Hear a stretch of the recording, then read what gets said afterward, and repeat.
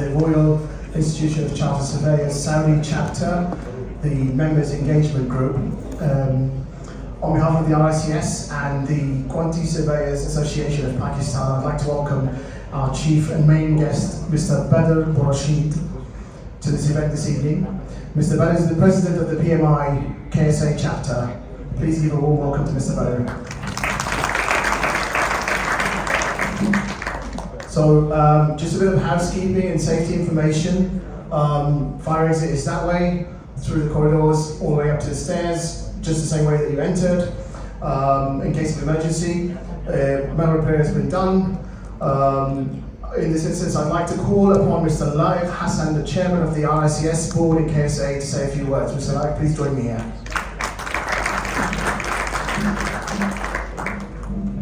Thank you.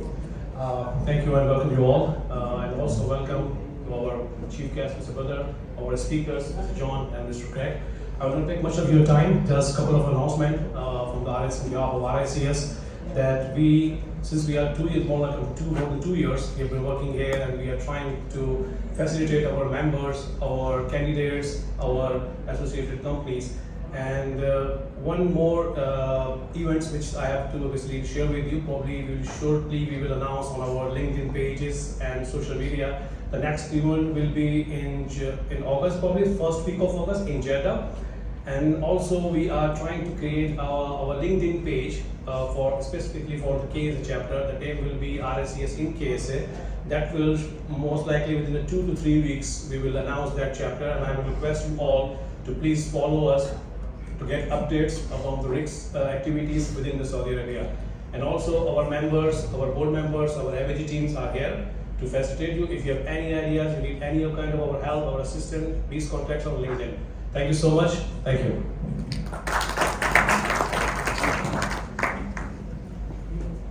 Thank you, Laif. So let's get started with this event. Please note that any questions will be taken after the sessions, after our speakers have completed their presentations. So if you have any questions, please keep them until the end of both sessions. Thank you very much. So our first speaker is Mr. John Nitties. John is an RICS chartered member and an experienced professional within the construction industry, having held executive, commercial and finance positions. He currently leads the commercial planning and project controls function as an executive director with Saudi Entertainment Ventures, also known as Seven. John's career spans globally, having worked through the UAE, Hong Kong, Australia and the UK and Canada. Predominantly working with major international contractors, he has extensive experience in several sectors, which drives his passion to augment delivery models within the region, whereby all stakeholders achieve their aspirations. Today, John will be talking about procurement strategies and collaborative contracting. So please welcome Mr. John Nitties.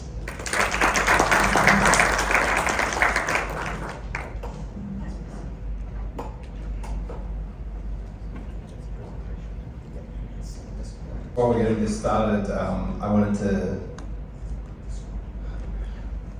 Technology is not my thing, as people who work with me know. But I wanted to thank you very much for inviting me. When I spoke to Haroon, and Haroon said, "Look, can you come speak at the RICS?" I said, "Yeah, no problem. What do you want me to speak about?" And there were so many different things that we could speak about. And we could have spoken about FIDIC, and we could have spoken about quantity surveying and measuring. But I think something that was more appealing to us is around the alternate delivery strategies and how we deal with this unprecedented time in Saudi Arabia, which is really exciting and really interesting. Just to give you a bit of background, so as per the introduction, I work for Seven. Seven is Saudi Entertainment Ventures, so you would have seen quite a bit of our hoarding up on the road, and we're coming out of the ground now. Our mandate is to deliver 20 projects in 14 capital cities. So what does that mean for Seven and for Saudi Arabia? We are an entertainment company. So we're not Disneyland, we're not Universal, although we have some of these IPs within our complexes, but we are developing complexes that are not focused on tourism. They're to better the life of Saudi Arabia. And it's really, really exciting to be part of the fabric that does that.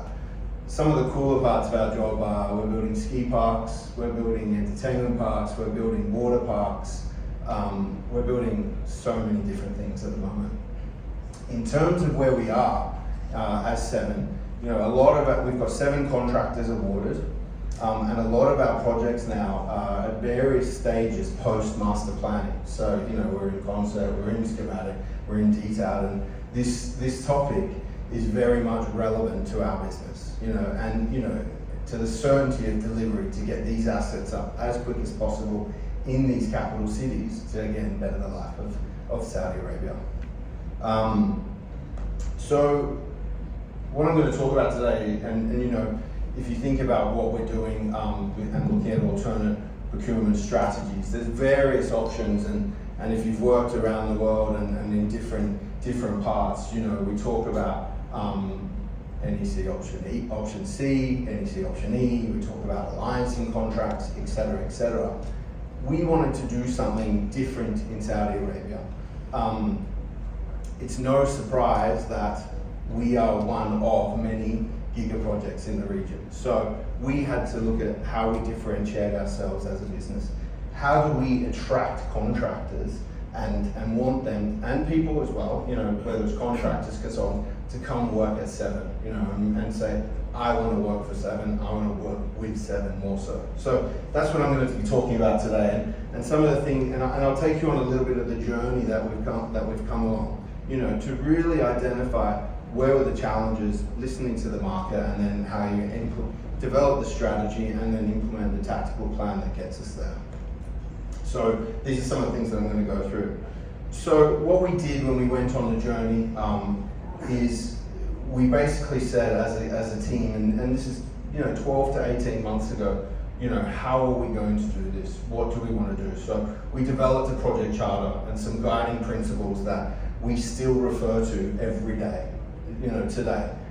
Does this decision align with the charter? And some of those are, the opening date is the opening date. That doesn't move. We, you know, our mandate is to improve the quality of life in Saudi Arabia. So the opening date has to be the opening date. Deliver a globally recognized product, a world-class product, incorporating best-in-class solutions. So what I mean by that is not just your traditional contracting. We want our facilities and our complexes that when you walk in there, you're actually immersed in the experience, you know. And some of these you've seen that we've recently announced Transformers. We want you to walk in there and think, all right, I'm in a sci-fi movie in Transformers, you know. And that's what we're trying to do here in Saudi Arabia. Create collaborative and solutions-focused teams striving at the highest level. Focus on the solutions. We all know there's problems. We work in an industry that's high risk. We get that. But don't tell me the problem. I know the problem. How are we going to find the solution? Come with solutions and let's weigh them all up and get on with it. But the key thing I want to focus on here is collaboration. And this is not collaboration in a sense that we just pepper the word and that's it. You know, this is you know, getting in with the contractors, getting in with all our partners, including PMCs, CMCs, LDCs, and defining what collaboration means. Give everyone a voice. You know, yes, there's a contractual relationship. Yes, we've got to manage the risk, and we've got to manage that collaborative relationship. But how do we actually understand the voice of everyone else in terms of what collaboration means? And sometimes it's driven by financial incentives. I get it, right? We all have a bottom line that we have to deliver to our shareholders, et cetera, et cetera. But a lot of the time it's not, right? And if we can collaborate together well, we can actually hit that bottom line a lot quicker, a lot easier, and with a smile on our face, you know. So become the employer of first choice for all stakeholders. As I mentioned before, we want everyone to work with Seven and work at Seven, whether that's the supply chain, whether that's people in our teams, whether that's leaders within our teams, you know, whether that's contractors. You know, everyone wants to say, what a great experience, what a fabulous experience to work with Seven. Getting rid of the adversarial environment. We've all been on projects where one little thing happens, the whole thing gets nasty, and then the whole job is in a problem. We ran in this charter and we said open, honest, and transparent discussions, as you'll see in my second last point there. You know, we have robust discussions with each other. That's fine, you know, take the emotion out of it. When you get out of the room, those discussions stay in that room and we move forward and we find solutions. And then, you know, establish a learning environment for everyone. It's really interesting this because it's such a new model. The new model that we're introducing is not only new to the kingdom, but it's new to the GCC. You know, it hasn't been done here before. And what we, like I said, what we've done is we've established what are all the things that have gone wrong, what are all the great things that happen on projects, and how do we build that together to develop a model. So that's the project charter, and you know, like I said, I've got a workshop tomorrow with some of the stakeholders, and this is the first thing we discussed. How are you playing your role in those? You know, and it does bring up some interesting conversations. Let me tell you. So we're going to the delivery strategy. So what we did was we looked at the factors that impact the main contractor engagements. So if you think about the schedule, you know, the contractor always sits there and goes, well, you've given me a schedule, it's unachievable, it's aggressive, and it drives different behaviors. They could never achieve it from day one. So we've made sure that we collaboratively build up a schedule together to balance the risk, you know, so it's a fair and reasonable position. Collaboration, as I mentioned, variability and understanding of the employee's requirements. So, you know, what the contractor or the stakeholders believe the employee's requirements are, and acting upon it, rather than setting the tone at the beginning and saying, this is what it means. You know, often there's misaligned contracts and misaligned positions, which lead to lengthy negotiations, whether that's pre-contract, heading into contract, during the contract. You know, so we've really tried to iron out a lot of those and be very, very clear. There's no hidden agenda here, guys. This is what it means. Are you clear? You know, so we're all clear on what it is. If they don't like it, let's talk about it. But we've gone in. Everyone's gone in with their eyes wide open. BOQ clarity. So bill of quantity clarity. We made sure the bill of quantity was extremely clear. If there was something that wasn't clear, we adjusted it and we changed it. This one is the big one, design changes, right? And we see it all the time. Where, you know, we've gone down the early contractor involvement route, and what that's enabled us to do through the collaboration and integration is have the contractor influence the design. So when we get to a design freeze, the contractor is fully aware of what's coming. They already know how they're going to build it. The job's being built virtually once already. Design optimization. A lot of the contractors don't get the opportunity to fix the design, and then what happens is the design houses create a fantastic design, give it to the contractor, and the contractor says, I can't build it, you know, and then, you know, it creates disputes, it creates unease, it creates challenges in the project from day one, which we don't need. The tender process, a lot of contractors can't engage because they're staggered. There's no real timeline. There's tender addendums coming every 5 minutes, and this is a problem for the contractor. Inflation, you know, major issue in terms of inflation, not just within the kingdom in an overheated market, but globally. You know, geopolitical situations that are happening, and you know, with such demand, inflation is happening. Right? It's real. We all know that. We can all see that. Overheated market. This is in the domestic market. Everyone wants their job yesterday. Whether you're an employer, whether you're a consultant, everyone wants everything yesterday, and it's getting too big. It's getting massive. So we have to find a solution to that. And then the unattractiveness. You know, contractors sit there, and if you think about where the contractor is, he's got 10 bids in front of him, and he says, well, what am I going to select? You know, when there's a risk-loaded contract in there, it's a small job. I'm not sure I want to take that because I can go do this one here, which is far better in terms of I don't have to bet the full balance sheet on the line. I can make a fair return, and it's easier for me to deliver. So these are all the barriers to entry and the challenges that the main contractor is facing. The challenges that are developing from an employer's perspective is it's an overheated market. Prices are going up, both domestically and globally. You know, the price of concrete going up. We know that. Steel, everything's going up. And when in Seven particularly, where we're procuring quite a niche product in terms of rides, you know, these manufacturers have the opportunity to demand their price, right? So, you know, that's it's a big risk and a big challenge for us that we need to deal with. Lack of attractiveness, if we start putting out risk-loaded, full lump sum contracts, you know, we're not going to get the tier ones, you know, and we probably, again, as I go back to it, we don't get certainty of delivery. We don't hit that opening date, which is a big problem for us. Workload versus contractor capacity.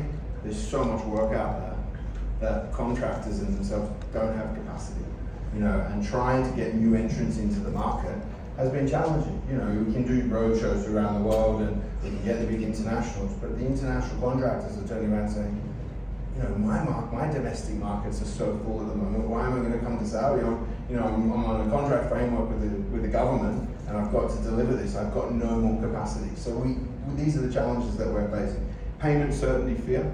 You know, contractors have told us that payment, you know, not getting paid is an issue, and they're concerned about that. Overall coordination of design, constructability, procurement, delivery. The right hand not talking to the left hand. People going off designing.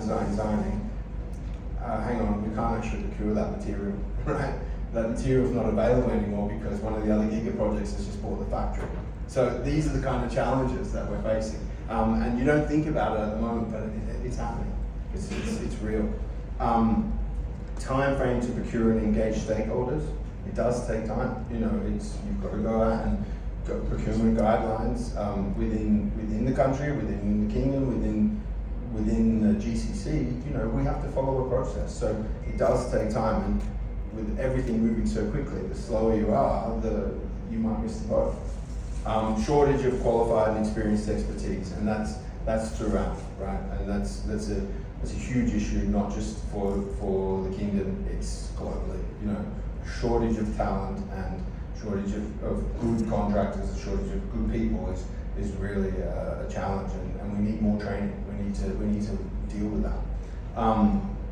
And commitment of individuals for the duration. You know, this is another massive issue. You know, and you can get a contractor on board and put them on a contract, but you can't get an individual on board and put them on a contract and say your contract's 5 years and you're going to be here from the start to finish. It just doesn't happen.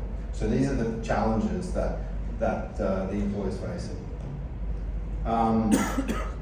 So again, some of the frameworks that we're thinking of are in terms of going from, you know, existing code to future code and what we're doing. So we've developed a consolidated strategy, and we've assessed that a consolidated strategy is necessary to ensure the major assets are delivered on time, you know, on budget and quality required. I think we've all seen projects that have started and they stop in the middle, they stop at the end, for whatever reason, whether that's shortage of supply chain, whether that's disputes, whether that's we've got the schedule wrong, for various reasons. The traditional delivery model, as we've said, it poses several risks, you know, and it's affected by external forces which we can't that we can't control, you know, during the execution strategy. And when these hit and these external forces hit, they hit hard, you know, and we've seen, well, I definitely have seen projects where external forces hit and these projects collapse, you know, and the challenge is the employer loses all the investment, the contractor loses investment, whoever's invested in the project loses. So an internal delivery framework is optimal to de-risk the development and provide a best for project solution to all stakeholders. And that is where we jointly prepare a target cost. We provide incentives and we walk around with carrots and not sticks, right? And it's a difficult mind shift. You know, it's a difficult mind shift to get your head around. It's been done in certain countries around the world, you know, and you can probably tell from my accent speaking from Australia, you know, the alliancing model has been around for a very long time. This is not an alliancing model. This is a model that actually takes the good and the bad from alliancing and packages it all up. So it actually has really ramped that up. But again, you know, the opening date needs to drive all decisions, and this is the sunset date. You know, we've brought all stakeholders on the journey. You know, whether it's the PMCs, the cost consultants, the LDCs, and everyone's in the room together. You know, to the extent that we had a workshop a couple of weeks ago, and I said, look, leave your corporate identity out of the room. I don't want to hear it. We're a team of highly experienced individuals. We need to come up with solutions, and it's working quite well. So the journey to award, so context to award, so we've said the key principles for success was employer, we want to be the employer of first choice, you know, collaboration through all stages. So, and some of that is around, you know, during the tender process, pre-tender process, communication with all the stakeholders, open and transparent and solutions-focused discussions. You know, don't come in and tell me the problem, I know we've got a problem. Tell me how we're going to fix it. Opening date must be met at all decisions to promote this. Early engagement for the best ideas. The sooner you can get stakeholders on board to develop the idea, to enhance the idea, the better. And one of the big ones is people drive outcomes. You know, people are critical, and we do a lot, particularly in the commercial function within 7. We do a lot on leadership. We do a lot on behaviours. We have career toolkits that map out what good competencies are, what the career route is. Everyone has a PDP. People are the solution. You know, if you get people working at their optimum, you're going to get a better result. So the outline actions are, we've identified, as we started, we identified a market appetite. We held workshops, and those workshops, you know, were to explain, you know, what we wanted from the project, you know, what collaboration meant, what the model was, but criticality is opening date does not move. You know, that is the date, right? If you better it, great, but that date doesn't move. We listened to market feedback, you know, and it was quite refreshing when you're speaking to contractors particularly, and they said, you know, people don't usually listen to us. We tell them, but they still give us the old contract. People listen to us now, which has been quite an interesting journey. And then what we did was we refined the model. We listened to the contractor and we said, actually, we need to change a few things. What we're doing is not probably appropriate. Acknowledging the contractor views. So when the contractors came back to us and spoke to us about, you know, what we're doing, some of their feedback was really interesting. Some of it was aligned to what we thought of, some wasn't, right? We hadn't thought of it. And resourcing challenges. And the resourcing challenges wasn't around being able to source candidates. The challenges are to get people into Saudi, to get visas, you know, and the time it takes. You're saying you want your job yesterday, but it takes me 3 months to get a visa. So, you know, these are some of the challenges they're facing. So they're saying, how do you help me with that? Unknown price escalation. Commodities, we know it's fluctuating like crazy. Geopolitical factors and overheated domestic market. Yeah. Scale of packaging versus resourcing and workload. Some of these contractors, we simply cannot do projects of that scale. You know, you cannot give us everything. We just don't have capacity, nor have we done this before. So we don't want to fail. You've got to look at your packaging strategy. Competitive ECI. ECI is an early contractor involvement. They don't want a competitive ECI. They didn't want a 2-horse race. They said it's inefficient, it costs more money, and I'm not guaranteed the job. I'll just go to another giga project where I'm guaranteed work, right? ECI model is welcome. What they did say is earlier the better. Get us involved earlier. Get us involved at the SD stage, straight after concept, so we can start influencing the design. You know, so we can start thinking about how we're going to put constructability, value engineering, optimize, you know, designs, specifications, whatever, you know, so we can actually build this job and give ourselves a really good opportunity to do it. Project timelines, you know, the schedule on face value is ambitious. They told us that. Collaboration drives success. I think, you know, we're all in agreement. And the incentivized target cost is recognized as a unique and attractive proposition, which is great because that's what we wanted to do. We wanted to give them something different so we become the employer of first choice.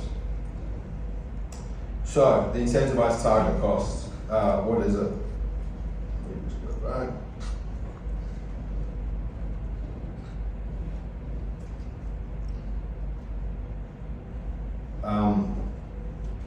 So what we did was we analysed 3 of the key contracting strategies or delivery strategies that are going around in the market at the moment, and those are, you know, construct only, lump sum, risk loaded. Here's your design, go and build it, and see you in 2 years. That's one option. There's a hybrid there, where you've got provisional sums where it hasn't obviously been developed. There's the managing contractor version, which is around the market as well. And then there's the incentivized target cost. You know, the incentivized target cost is something different. right? It's something different that we don't have in this region. And what we've said is incentivize target costs. When you read it and you read some of the HKA reports that they put out, which are quite informative, enables collaboration, and including the ECI to optimize design, fast track collaborative delivery method, providing open book procurement, maintaining governance, incentives created to focus on opening day, rewarding exceptional performance. If you perform well, you'll get incentivized, right? And that's not just me dishing out cash. It's not about that. You save prelims, but we don't have a fight where we're saying what a fabulous job, right? And we've grown the communities. We've integrated the communities in the areas that we're working. You know, we've spent under the budget. We've got a high quality product. We've opened our asset. You know, and some of the things that we're looking at is, you know, even going to have lunches. The executive leadership team goes and has a lunch every 2 weeks up at the campus. You know, we're all wearing same uniforms on site. Really different things that'll just change behaviors and change the mindset. And then the final one is design liability remains with the client, so we still take that. And the schedule's developed together and dates agreed from the beginning. So the contractor can't turn around and say, you've got an aggressive schedule, because I'm going to say, well, actually, we were both in the tent together when we developed it, okay? So these are the kind of things that, again, not only do they give you an accurate picture up front, but they drive collaboration because we're all there finding the solutions. The way the model, in a nutshell, works is open book approach. You develop a target outturn cost that we all agree to. Risks are allocated to the best party who's equipped to manage them, right? So where the contractor says, actually, I can't manage inflation, I say, okay, I'll take that. But you can manage construction quality, so you take that, right? So we're going through that journey. All stakeholders have skin in the game, so to speak, so everyone's invested for the outcome of this project.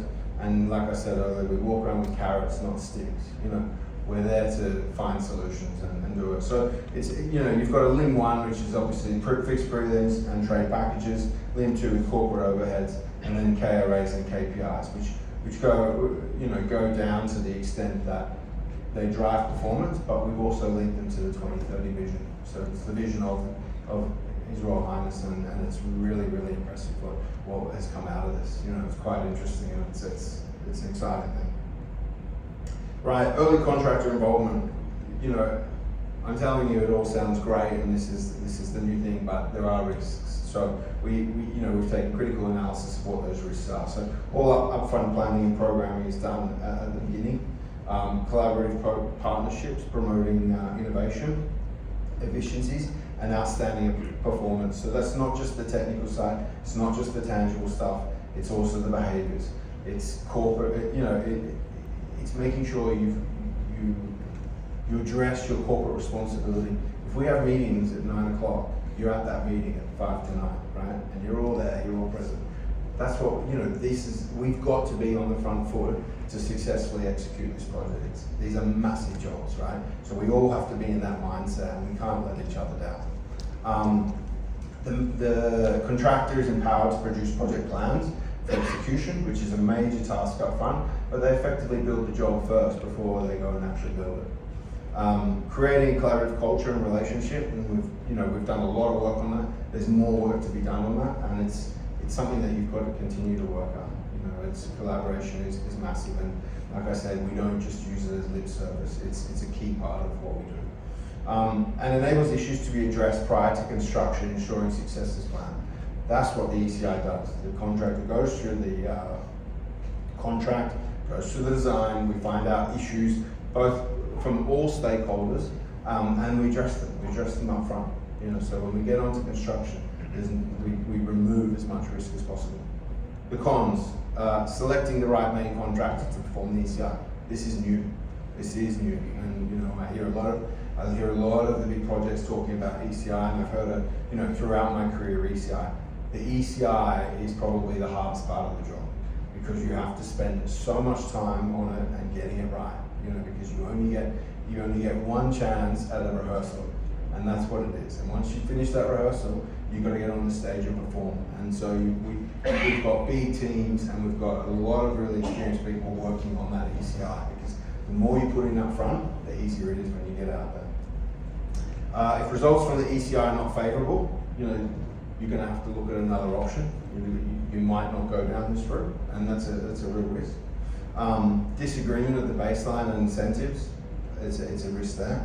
Limited ability to influence the design, so if the designs progress too much, the contractor will say, well, what do you want me to do? You're almost at the end of detailed design, I can't do anything. You've almost frozen the design. And the contractors unable to perform the works as they initially understood. And this risk will always be there throughout the life of the project. We need to make sure that they've got everything that they need to be able to step on the stage and outperform what they said they're going to do. Some of the benefits, in terms of the ECI, some of the benefits of this model is, what it does attract is you get some high caliber expertise from a global outreach. So some of the firms that we're bringing in, whether they're the PMCs or the cost consultants or the contractors, they're actually reaching out globally to the people that have experience with this and bringing it into the business, which is really exciting because you get to think about, you listen to different perspectives on things. We haven't got it right 100%, I can guarantee you that, but we'll get enough people and enough experience within the teams to actually find a solution. It de-risks the position of the main contractor, which is enticing engagement into Saudi Arabia. So when I talk about the main contractor, I don't just mean who is already existing in the market, I'm talking about new entrants. Provides incentives for the contractor to perform. Local content supplier chain integration is critical and at the forefront of this project. This is a project in Saudi Arabia for Saudi Arabia. It will have local Saudi content, whether that's people, training, supply chain, all over this project. Local manufacturing approach, and starting to look at from a construction perspective, how the contractors can look at design for manufacturing and assembly.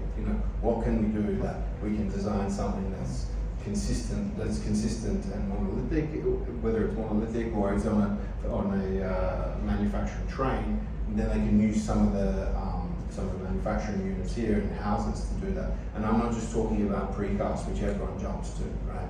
I'm talking about what can you modularize in terms of not just bathroom pods, but even bigger structures itself. Key walls, etc. The list goes on, right? Do you do MEP cable trays all offsite, or actually pre-assembly offsite to just lift in place? Local and global supply chain management and design, improved cost, quality, performance, and time efficiencies. It enables the early engagement to incorporate constructability, as I mentioned to you, and ensures that the consultants perform at the highest level as well. For the overall business, it ensures that the contractor takes an element of risk against their fee. They have skin in the game, so they want this to perform, right? So, and that's with all the consultants, with the employer, and it's with the contractor as well.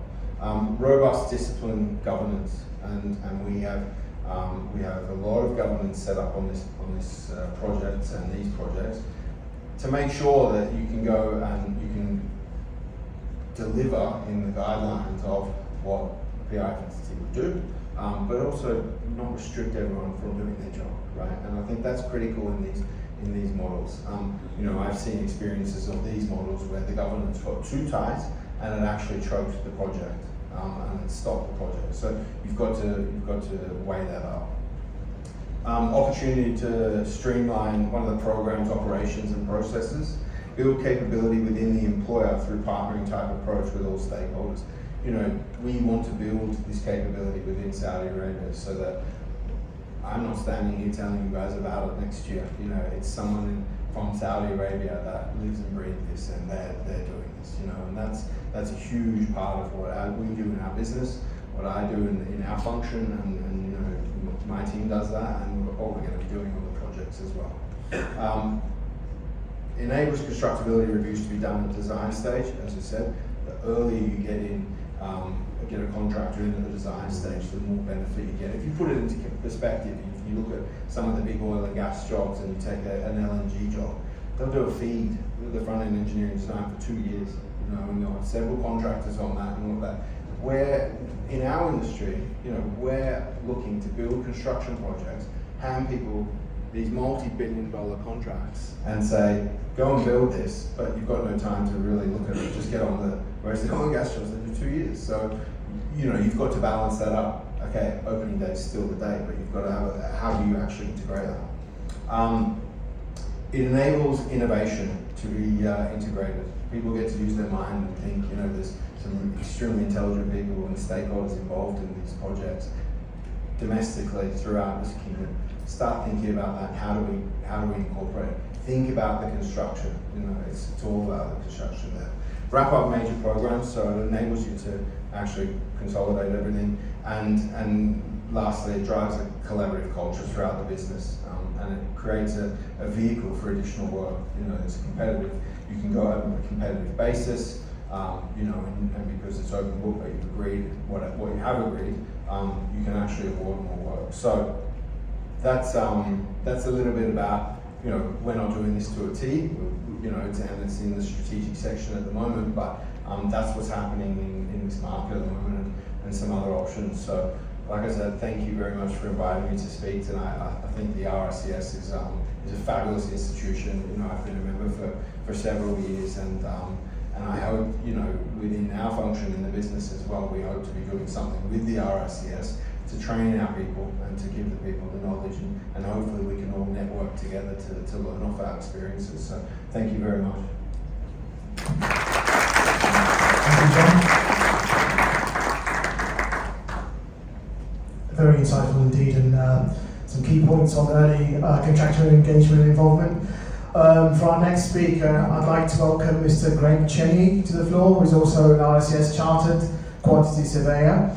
Greg has worked across the UK, Australia, Africa and the Middle East. He is currently working at Mace Arabia on the Diriyah Gate programme as the commercial lead and commercial director of the PMC function.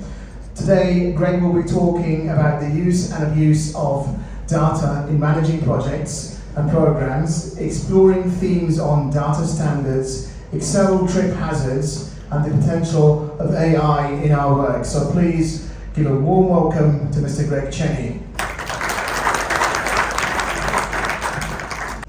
Good evening. Just checking, is this microphone working? Is this microphone? No? That's what you're This microphone. Yeah. And this device that's been appended to me? All right. Let me just quickly get my IT sorted out here. Give me just 1 minute, please. I'm running a couple of risks here this evening. A little bit tricky, balancing a few devices, quite technology heavy. So if things start to go amiss, just bear with me as we try and solve things on the fly. But that's not like the usual day job, so there'll be no surprise there. I'm going to be talking about commercial data and projects and programs. It's going to be a little bit different from John's talk. And it's going to be, I think, in some ways a lot more personal as to what we do day to day rather than how we solve sort of mega project programs that we've got on the cards at the moment.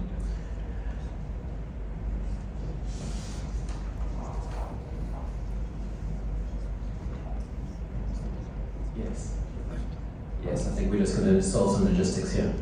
Thank you. All right. So, let's just make sure this is working correctly. As I'm talking about data, I thought I'd start straight off the bat with a spreadsheet. It's an unusual spreadsheet in that it doesn't actually have any numbers or letters in it. This is a way to introduce myself and give a little bit of background. What we've got here, let me see if this works.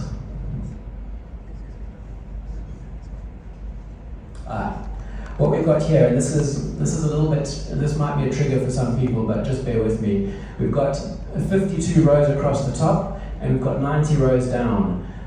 So 52 has been the number of weeks in a year, 90 rows being sort of what I might expect to be the period of time that I might exist on this planet. So each one of these is a year in my life. The different colours are representing different phases and things that I've been working on and going through. There's a little dot down here. That's when I, in theory, should be turning 65, and that's when I might be retiring, although every time that happens, it seems to be slipping a little bit later. This red dot over here is the average life expectancy of a Caucasian male, which is about 78 years and 2 months. So this blank space in between is the amount of time I reasonably have to provide for my retirement. And I've got a bit of time left to try and do that. Sorry, there we go. So I did grow up and was born in South Africa, just showing there, right at the bottom of the continent. School life, University of Cape Town, I did a degree in economics, realizing that when I finished that degree I didn't know anyone who had studied economics or who was an economist or what an economist even did. So shortly after graduating I moved to the UK and I started working in construction, which was more accident than any plan. I joined Langeroog and I was fortunate enough to work on some of the big infrastructure projects in London, major train stations, London Underground projects, East London Line and the like. So I was there in London for about 8 years with Langeroog and then with a cost consultancy. Before, I do have a little green dot in there, which was when I was lucky enough to get married. Shortly after getting married, I got a job offer, so we moved to Perth, Australia. I was in Australia for about 5 years, working on a wide variety of projects, oil and gas, mining, a couple of local council projects, so as varied as you could get. Fantastic place to live and work, but what happened in the intervening years, our daughter was born, and we just found that Australia was just seemed too far away from family who were in the Middle East, the UK, and in South Africa. So in about 2016, we moved across to Kuwait of all places. I don't know if there's many people in the room who've worked in Kuwait. So one hand in the back, fantastic. Kuwait's not one of the bright lights on the stops to working in the Middle East, but I did spend 5 years there working through some very difficult conditions. I was working for an architectural engineering company, and during that time we had the disruption of COVID. But it was an opportunity to work on a wide variety of projects, including a couple of very big hospital designs, big housing projects, tertiary education campuses, and including the Kuwait University. Unfortunately, Kuwait has stagnated in many ways, and the allure of Saudi was just too much to ignore. So just over a year ago,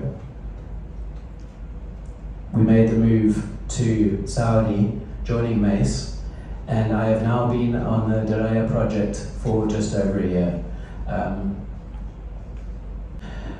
Working on the Diriyah program, I won't say too much, I'm sure a lot of people know about it, but it's a fantastic program. A lot of people in the room here are working on it.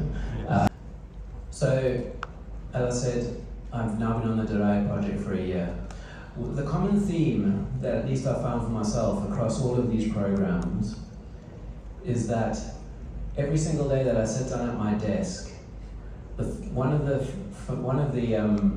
icons that I undoubtedly click on is to explore data and to work within the data environments that we have.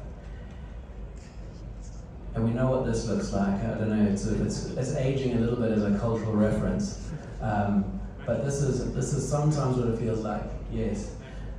But unfortunately, it's not the streaming green cells that we see every day across our screens. There's something lurking in the background, which is what we're working on every single day that we have is opening Excel workbooks to get our work done.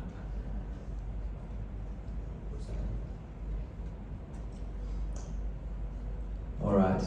So today's talk, I'll be talking about commercial data a little bit from a personal point of view, and I do want to make it sort of a bit thought-provoking about how we do things. So this is not going to be a tutorial. I did think about maybe doing a tutorial, but you can get those online. So what we're going to do is we'll talk a little bit about think a little bit about how we work.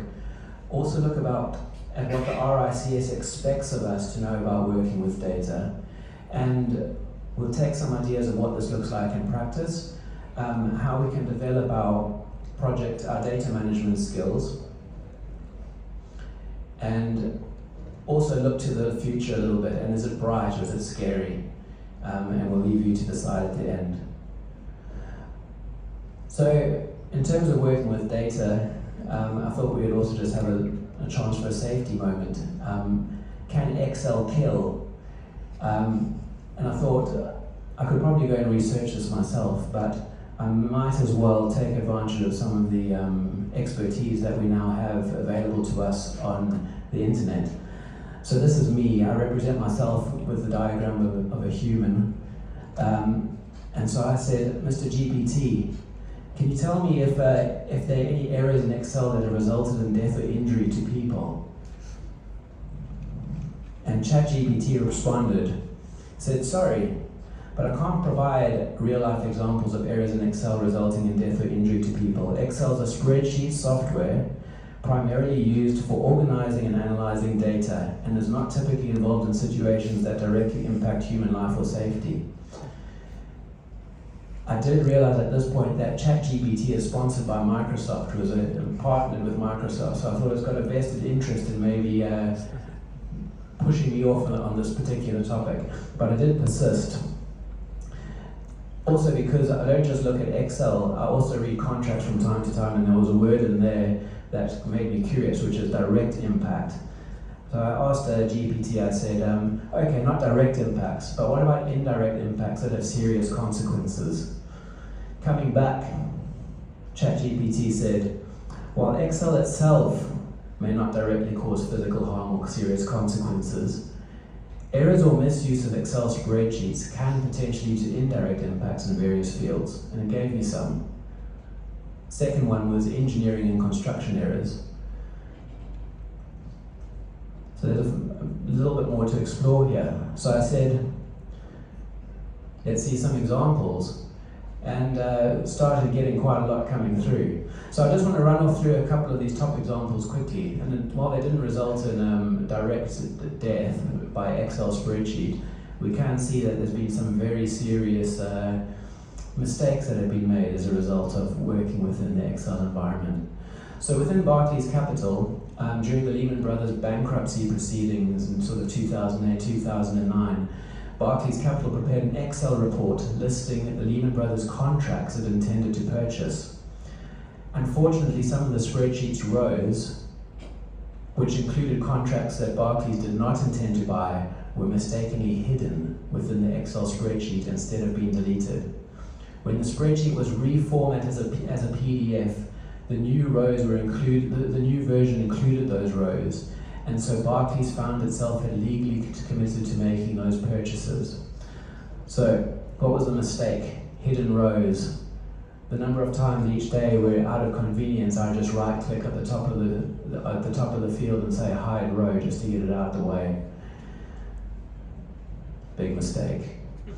Public Health England, during COVID, the COVID-19 testing program in the UK, as with many places, was getting information from all of the clinics and the testing centres that were doing tests. And they were all sharing their information via Excel files into the track and tracing program that was being run through the UK. Unfortunately, one of those files was using an incorrect version of a Microsoft Excel spreadsheet, and so it cut off the number of rows when the data was uploaded. It should have had a million rows. Instead, there was only 65,000 rows available. So those entries, those positive test results, just didn't make it into the track and trace program. Now that could have indirectly resulted in death. So what's the issue there? Incorrect file format being used, having a major impact on the viability of a system that was being used to protect public health. The Reinhardt-Rogoff study in 2008, off the back of the GFC, the global financial crisis, a lot of economies switched towards this austerity program. The academic underpinnings of austerity as a policy run by many governments was the Reinhardt-Rogel study called Growth in a Time of Debt. It was published in 2010 by 2 Harvard economists. The main finding of the paper was that once government debt is higher than 90% of gross domestic product, economic growth would fall considerably. Off the back of this, a lot of government policy was put into place. A lot of government support programs were being cut. A lot of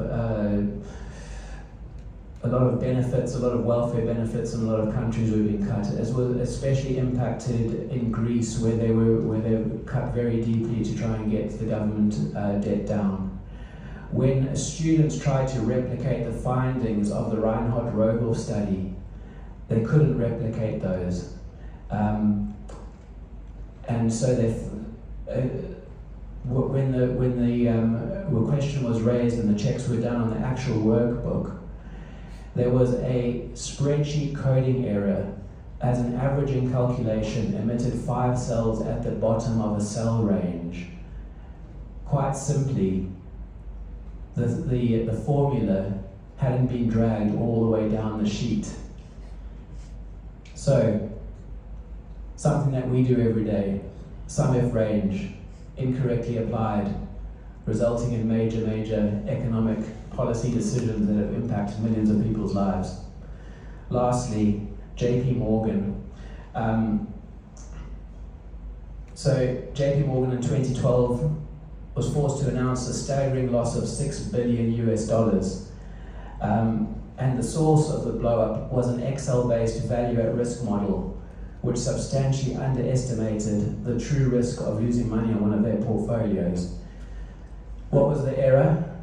Instead of using an average function to calculate the mean between a number of variables, a sum function was used, and they lost $6 billion US. Wrong formula. So indirectly or directly, we can see that the tools that we use every day, if not handled with a degree of caution, can have significant impacts. I won't embarrass myself by speaking about any of my own personal mistakes that I've made in some of the spreadsheets, estimates, calculations that I've been working on. But we do have to have proper QA/QC around a lot of the work that we do to avoid these sorts of things. So what do surveyors need to know? What has the RICS got in place around the competencies that we have within the APC program for our surveyor candidates to be aware of?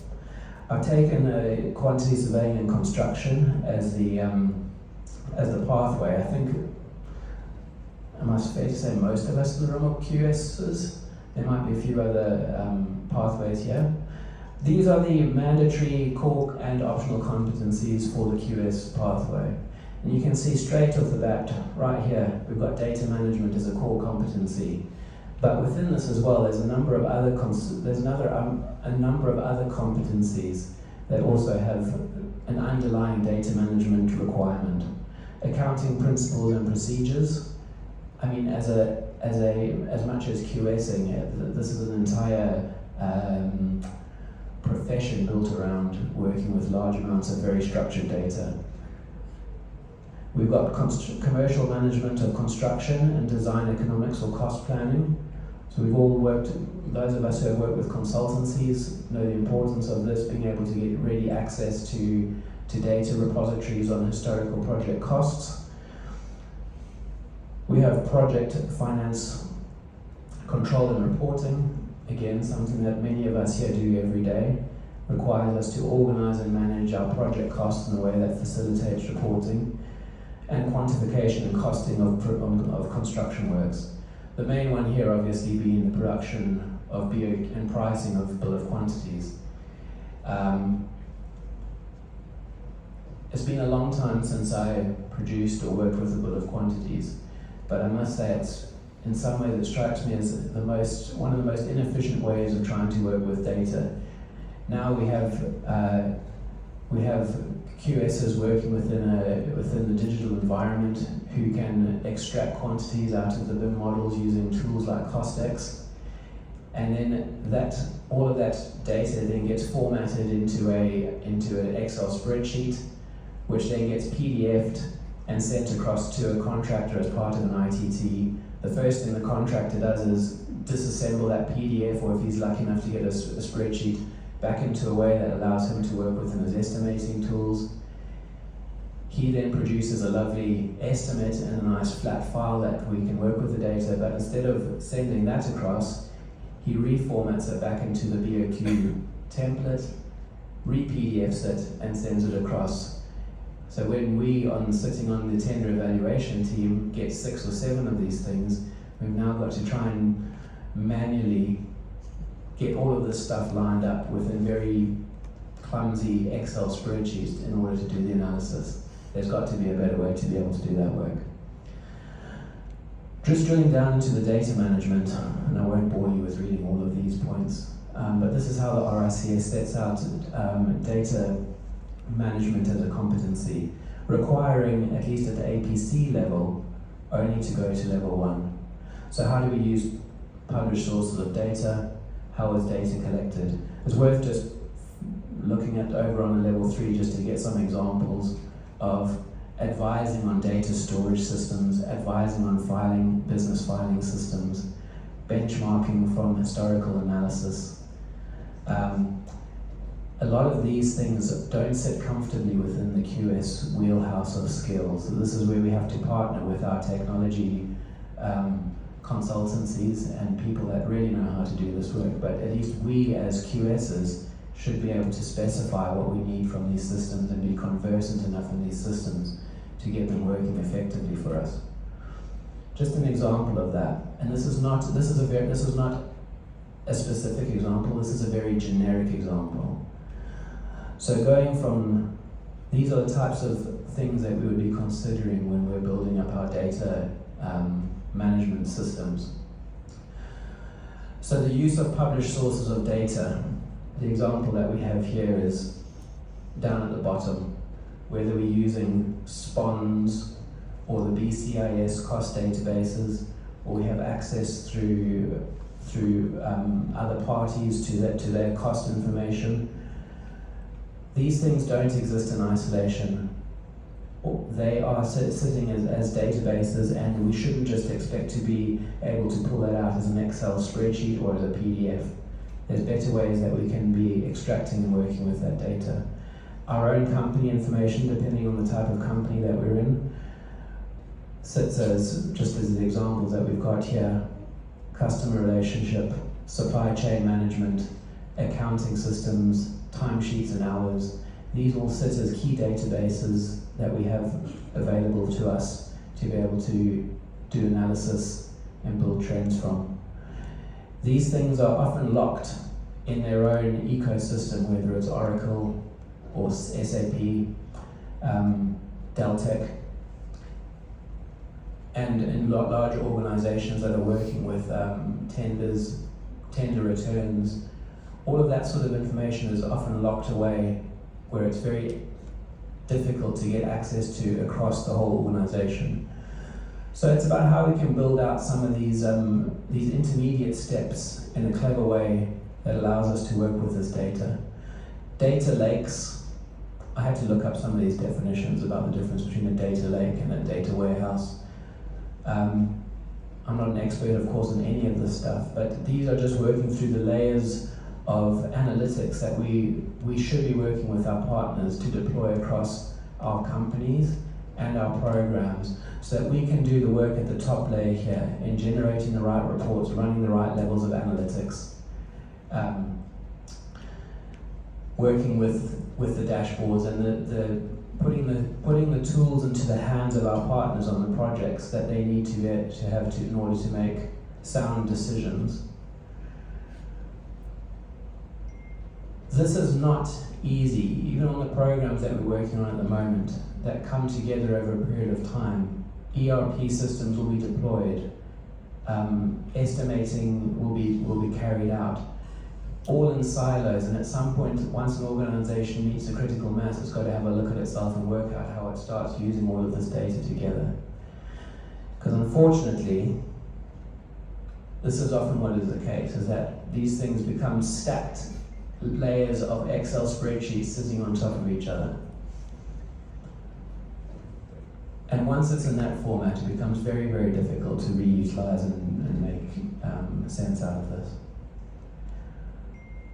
So I want to talk a little bit about how can we build data capability in our profession. And by data capability, it's the ability that a team has to be able to transform inputs into outputs. The inputs may well be design and transforming that into a cost plan, or a number of cost plans into a portfolio, or taking a monthly process, payment applications or monthly measurements and processing that into a payment application. It's the ability of a team to be able to execute work. And in order to do that, we've got four primary components that go into building out that capability. We need to have a strategy. The strategy tells us why we're doing that particular thing. What are the objectives that we have, and how do we measure? The strategy could be as broad as program-wide strategy about achieving certain insights from our data or being able to report, but it could be as specific as how do we execute certain works within our teams. Strategy at different levels. The process talks to about how we're going to get this done and in what order and who's responsible. The tools are about with what are we going to do it and how can we improve the efficiency and the security. And then finally, the magic ingredients that we add to all of our capability is the people. And this is where I want to step into next to explore what this could potentially look like, where we start to work with some of our AI partners in wrangling some of this data and getting the outcomes that we're hoping to get. Just to touch on strategy, so what do we want to achieve? An example here would be to use industry data to help clients achieve better project outcomes by understanding cost drivers, uncertainty and risk. That's a big high-level strategy. We've got something maybe a little bit more specific around the PIF commercial management strategy and the budget review guidelines. So these were published back in 2020. The objective is for the adoption of a structured process, standard estimating procedure and principles to facilitate an identical structure, estimating basis and format in the preparation and submission of any budget estimates in line with international standards. We're going to take a 10-minute break for prayers. When we come back, I'll carry on through the rest of the presentation and we'll have a little bit of an exploration around the capabilities that we have available to us if we want to try and tread down that road with the AI tools that have been released over the last 6 months.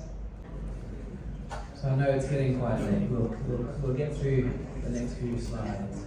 So I was touching on the idea of strategy, process, tools, and people. Strategy we can understand. Process also operates at different levels, but at the highest level, we want to find ourselves aligning with some of the international standards that we've got in place. With the work that we're doing at Riyadh, where we've got so many projects that are going through planning, being able to rely on these standards to get cost consultants to work to set formats is critical for us as the PMO to be able to do our work. The International Cost Management Standard on the right, on the left there. If anyone is not familiar with that, I won't go into the details there, but anyone in cost planning or benchmarking, that's an invaluable standard to get to grips with and how information is structured and how that describes how project scope is captured in a structured way, how estimates and cost planning can get captured in a structured way. Of course, from the RICS, we have the new rules of measurement, not just number 1, but number 2, and for the more enthusiastic around us, number 3, life cycle costing. But for number 1, for us, for working in cost consultancy, becoming familiar with how the cost planning is set up using the new rules of measurement, and also exploring the interface between the NRM and the ICMS. It's worthwhile spending time investing in looking at those documents and understanding how they work. And then on the third side, we've got the ASE, which for those of us who don't know, that's the Association for the Advancement of Cost Engineering, which is an American standard or American association. In many ways better known in the oil and gas industry than in the building industry. But they produce a lot of really, really good, not so much standards, but practice guidance on how to do particular things. And within the PIF guidelines, they've adopted some of these standards. So these are international standards in terms of process on how we should be working with our data that are definitely worth reviewing. The tools that are available for us, and I've got on the screen here, this is Excel, and I don't want to sound like I'm anti-Excel. I love Excel. In fact, Excel is the thing that I spend all my days with. And Excel itself is recognizing these problems and building out new functionality and capabilities. So working with data, we now have functions within Excel such as Power Query, which allows us to tap into external data sources right from within our workbooks, to be able to build data models within our Excel workbooks, and to be able to output that information to other applications such as Power BI. This is where I thought maybe we could spend the evening on a tutorial on how all this works together. But I don't think that's a particularly valuable use of the time there. But I just wanted to put that up there as an idea. The main thing around the people then is how do we help our teams, and indeed ourselves, rapidly acquire skills and knowledge in these areas. And I just wanted to, I'm going to do a little bit of juggling here between my holding the microphone and using my keyboard, just to touch on a few things which I think that are very useful for us as professionals to explore, to be able to pick up these skills. So, how many of us have used LinkedIn Learning before? Just quick show of hands. Excellent. As a repository of data, of learning materials, LinkedIn Learning in my mind is unsurpassed with the ease of what it has available. This is my account for LinkedIn Learning, working on business intelligence data modeling for Excel. If anyone has not accessed this resource, you get a month's free. You get a month's free access when you subscribe to it, and to browse through the catalogue of courses that they have available, not just for business, but also for artistic endeavors, music, art, drawing, sketching. The tools, the content that they have on LinkedIn Learning is remarkable. When I have new people joining my team, I have a catalogue of LinkedIn Learning courses that I want them to be able to do when they start, so that we can get our team up to a certain level of data and information management proficiency right when they come into the office and start working. Then, of course, how many people in the room here have engaged with ChatGPT? Quick show of hands. So we have had a few people, which is excellent. This tool, we've seen a lot of it in the press over the last 6 months. And when I initially thought about doing this presentation, I wanted to see, could I get ChatGPT to do the entire presentation for me? And I could just act as a spokesperson. Turns out I couldn't quite get it to do that. Not least because just as I accepted the invitation to do this gig, Mace banned ChatGPT from our laptops. As they're doing an assessment, they're doing a risk assessment to see what the risks of using ChatGPT are. But I thought I would like to finish with a quick demonstration just to show the power of ChatGPT. So just in terms of some of the prompts. So,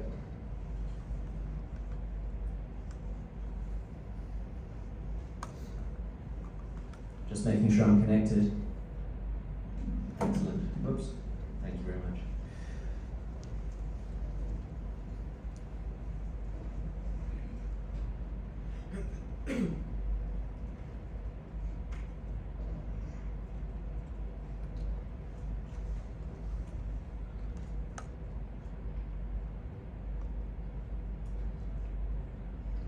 So, I bet you've never been to a presentation where you've watched a guy typing out text before.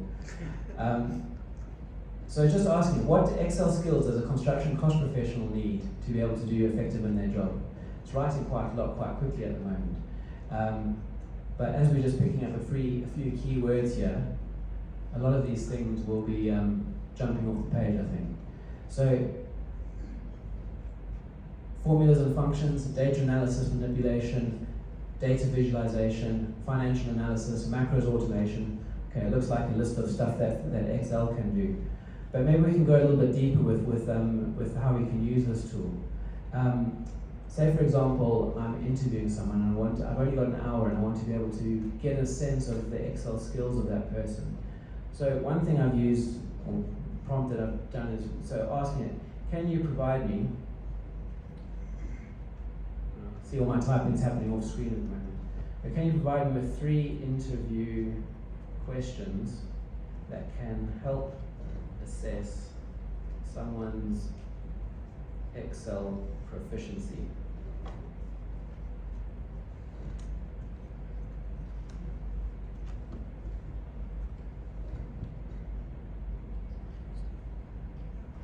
Waiting with bated breath. As my internet connection is have I reached my data cap on my plan at the moment? Here we go. So obviously thinking long and hard about this. While we're waiting for it to process, the way that these tools are working is actually quite remarkable in itself. These large language models, what they are doing is using, and I'm using the jargon here because actually I don't understand how it works, but the large language models, it refers to the massive data sets, language libraries that these tools have been trained on, and they use neural nets not to try and formulate an answer or to search Google for what the answer is. Effectively, it's predicting what the next word should be within the chain of that it's writing. So it's using a predictive algorithm just to determine what the very next word should be. And the results that it's coming up with, not always right, but in many ways quite remarkable. You can see here it's speed, going a little bit slowly. Can you describe a complex data analysis or problem-solving task you've completed using Excel? Walk me through the steps. That's giving me some context of what I should expect the candidate to be able to show. How would you approach creating a dynamic dashboard or report in Excel to summarize construction cost data? What key features or tools would you use? Quite a nice open-ended question, probably one that I'd use, maybe one that I myself don't even know the answer to. I want to give it another prompt. Something that's a little bit different from Excel. So can it do something like this? Asking, can you produce a rough order of magnitude cost plan for a 150-bed hospital in Riyadh? Let's just find out if all of our jobs are at risk. Oh geez, that typing didn't happen.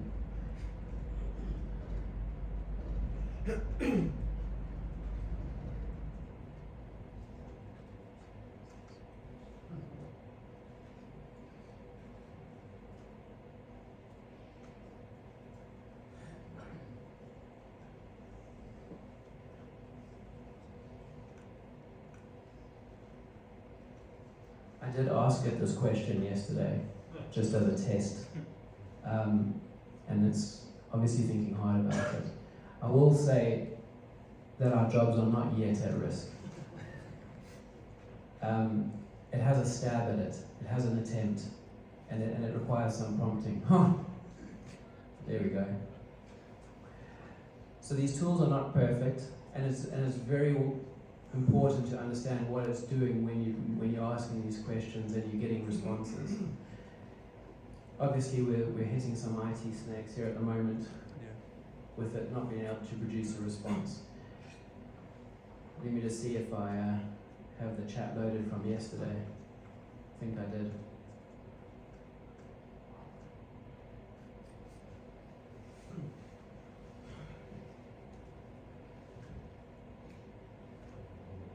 Here we go.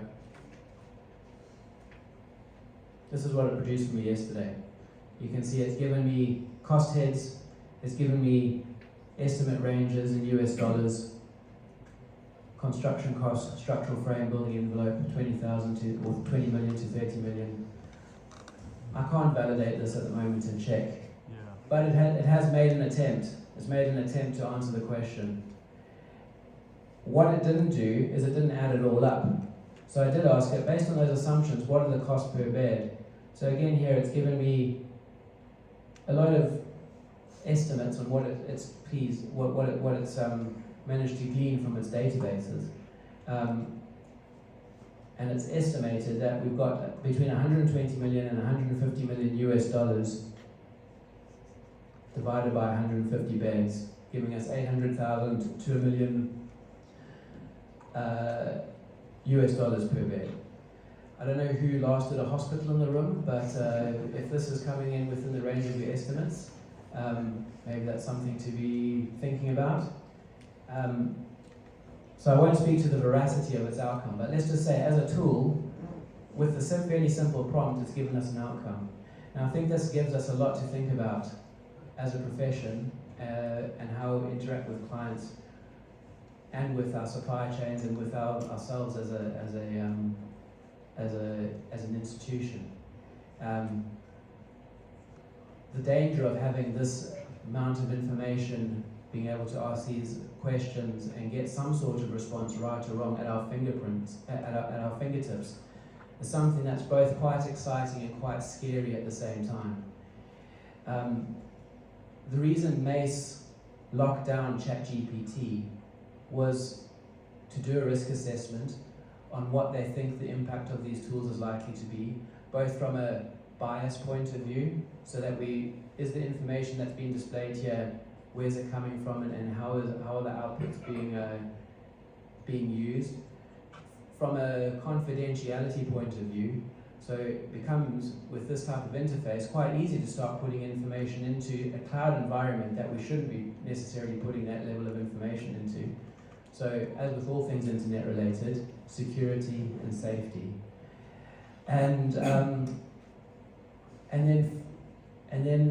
but also acknowledging that tools like these are going to be the future.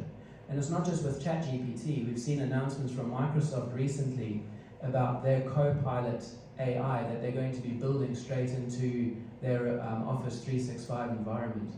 There's videos, it's not live yet, but using similar text prompts like this, you can query within Excel to say, can you analyze this data set and give me 3 insights as to why the sales for the third quarter have declined? And that AI will go to work on that data set and produce graphs and produce summary tables for you. Taking that sort of analytical skill or that analytical work that a lot of us do away potentially frees us up to do a lot more, to do other value-added work, but it also potentially removes us from the understanding where this data is coming from and working with it effectively. I don't quite know what to make of all of this at the moment. I enjoy working with this interface. I enjoy probing it with weird questions, like, has Excel ever resulted in an accidental death? And I've used it for various other things, like trying to remember a book that I read when I was a teenager, and I can't find it on Google, but through a series of prompts with ChatGPT, it was able to help me work out what it was and find an author that I remember vaguely from school. It's very powerful. It's becoming increasingly available, and it's going to change, I think, in many ways the ways that we're working.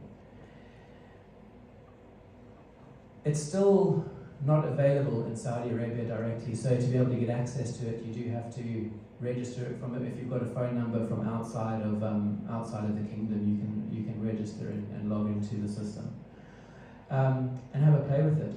Familiarize yourself with it, but also be cognizant of the hazards. Just to come back to finalize, that was what I was talking about there, the Office 365 Copilot. That's the AI that's getting baked into Microsoft products. So just to think, reflect on the next 20 or so years, those blank squares that I have left over the next 25 years of working career, what that's going to be like. Is it going to be me working in conjunction with my colleagues and with my AI assistants to be able to produce increasingly sophisticated and insightful outcomes for clients, or are we going to be superseded? I'll leave you with that somewhat terrifying thought and close my presentation there, and then we can open it up for any follow-up questions for John and myself. Thank you very much. That's great. It was really interesting. Of course, one thing I got from your presentation, hereafter I'm not going to touch Excel sheet. Definitely it's going to kill me. I'm not going to touch that. Thank you so much for that wonderful presentations. And with that, my name is Asmi Sharif. I'm a KSA member engagement group member. With that point, let's jump into our question and answer session, and it is very helpful if speakers can join with me, so people can ask questions here. So we have volunteers, QSAP, as well as Rajhi is there. So if you have any questions to the speakers, please welcome. We have very short time, so please appreciate your quick questions.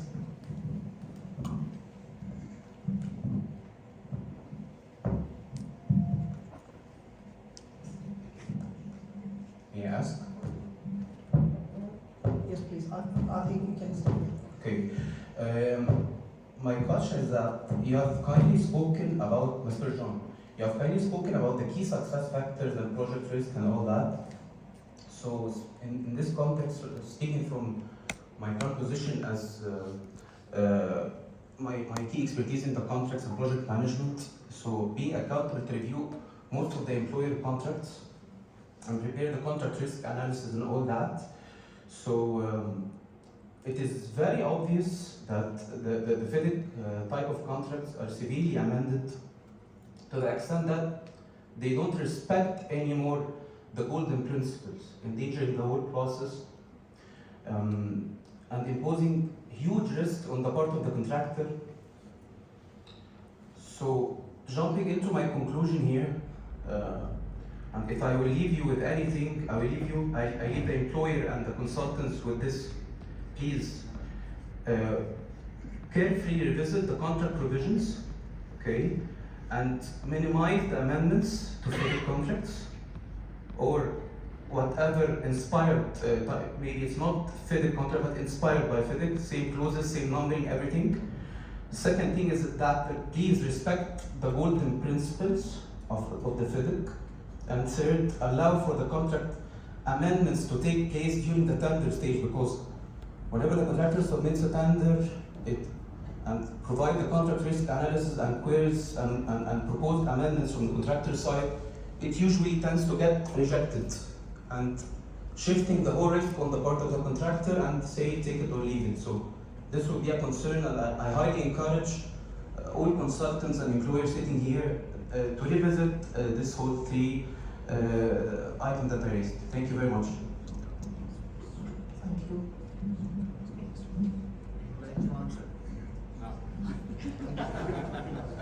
That's a conclusion. Yeah, that's a conclusion. Sorry, I have a question. Can I go? So in the early contractor engagement involvement, does it conflict with having big names as the LDC or the design consultancies? So, I mean, big clients now go out to, you know, like the Fosters and the Bowfields and the big names when it comes to design, and Rajhi and Associates, and the list goes on. And these LDCs get a bit sensitive when you kind of try to ask them to, you know, play ball with the contractor's ideas. How can we kind of face such a communication gap between LDCs taking instructions from contractors? Yeah, it's a good question, and there's several ways you can do it, and some of the more notable ones are incentivize the LDCs, so that the more they take out of the job, the more money they make, right? So then they're incentivized to actually drive down the cost as well. I think it's all too often that we think of the contractor coming in to do value engineering and that's it, right? And take out quantities out of the jobs or what have you. That's not the role of the contractor per se, right? The contractors, if we still want the look and feel and what have you of the project, that element they can't touch. What they can touch is what they're experts in, and that's construction, right? So if there's better ways that they can come in and look at constructability, i.e. removing piles to go to a raft slab or something of that nature, they're the kind of things that they bring value to the table. So, you know, as long as everyone's in the tent together at the ECI, everyone's got a voice, and within reason, everyone makes those decisions. You know, if someone comes to the employer and says, look, we're going to need to spend X to do rework on the design, but the benefit is Y, or you de-risk the project because you've got more certainty on the schedule, you've got more certainty on the delivery, I'm going to take it every day.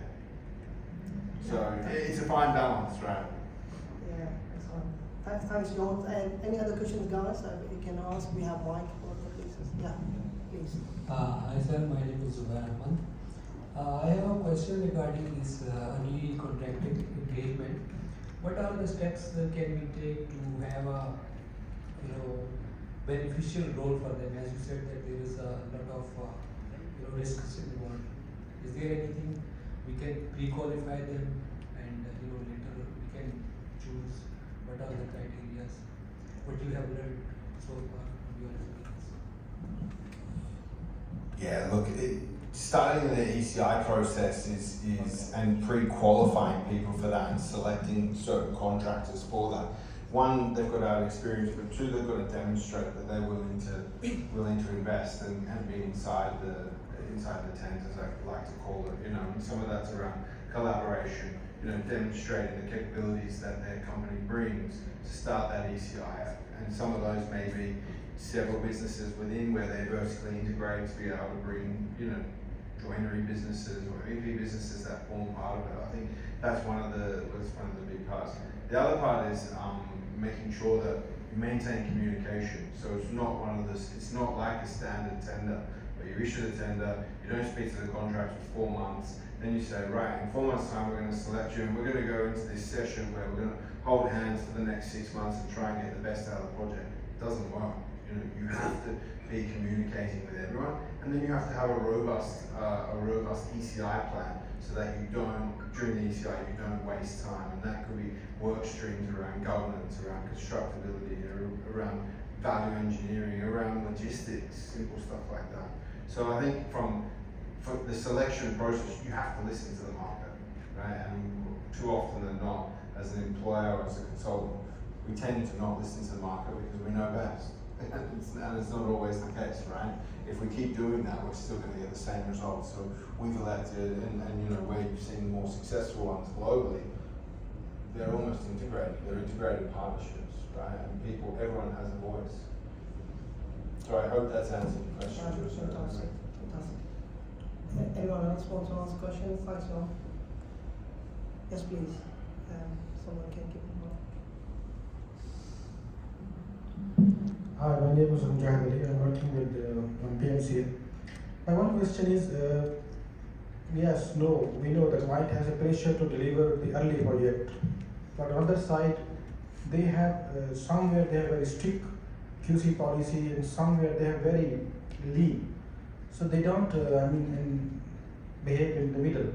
So they, when lean, I mean, they are ignoring a lot of things. And somewhere they're very strict.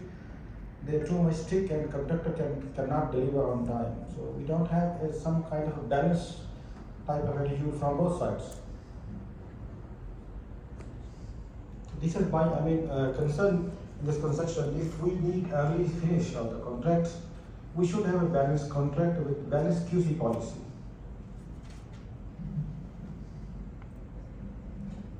Yeah, so I think the key is to make sure that you're all communicating together at the ECI to understand what are the challenges of the contractor and what the client wants. So, for example, if the client has some kind of development and they say, well, look, the look and feel of that development cannot be manipulated. So however you manage your QC around that, you can't change the aesthetics, you can't change the guest experience. But alternatively, the QA/QC policies, we all want high quality products. So if you're going to select a substitution, it's got to be of equal or better standard. Yeah, definitely. Communication is one of the very important part of the things. Any other questions, guys? With that, if we have no further questions, thank you so much, speakers. Wonderful session. Thank you so much for your questions. Cheers. I would like to invite Rajhi.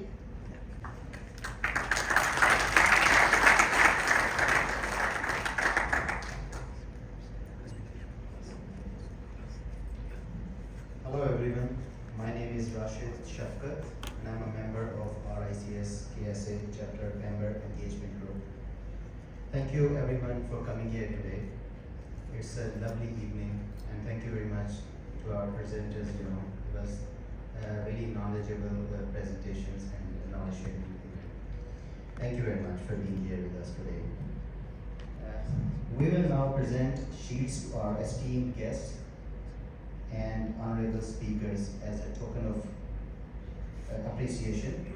I kindly ask Mr. Laik Hassan and Mr. Harun Niazi to step forward, please, and come on the stage.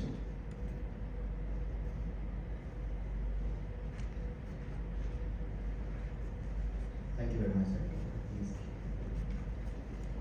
Please. I would like to invite our honored guest, Mr. Badr Burshid, to please come up on the stage.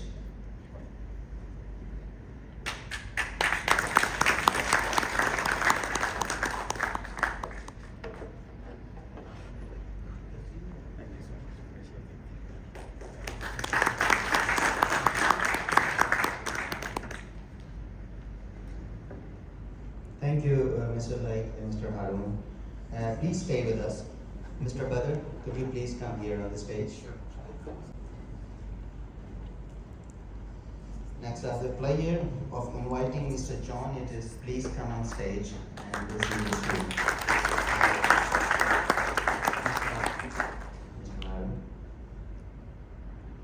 I think we need to hit the box there. I guess so. Thank you.